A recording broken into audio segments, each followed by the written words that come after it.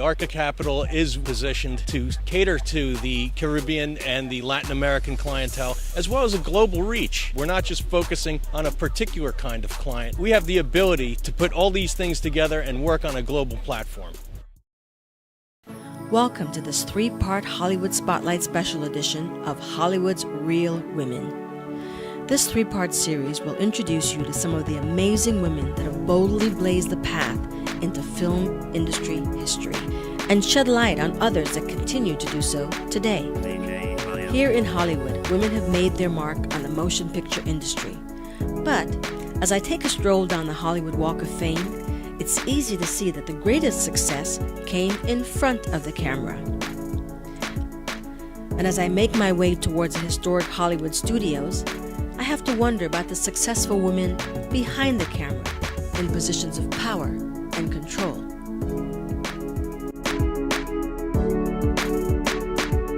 Women in film mean so much. Women tell stories differently than their male counterparts, and it's important because the empowerment of women comes from strong characters, strong storylines that are told only the way that women can actually tell them. Which brings me to my guest today, which is Yvonne Lyons McCormack, and she is the founder of the Women International Film Festival. Well, the whole idea actually is to bring women together to discuss issues that impact us, and actually, as you said, show our fabulous films. The women only represent 8% of directors at this point. We're bringing women together from all over the world, and every year we receive more than 300 films. Every year they come in from every corner of the earth, and we present the best films at the festival. So what it does for the filmmakers, it provides opportunities for exposure so their films can get out, and that's one of the major issues that all filmmakers have is distribution. And one of the things that's great about attending a film festival is you get the opportunity to get your film shown to people, and particularly our audience is very appreciative and supportive of women filmmakers. And secondly, it really gets the word out, and that's how a number of films have actually made it into the mainstream, is through film festivals, and ours is one of those that can do that for you. We are major consumers. We're consumers of film and we support them.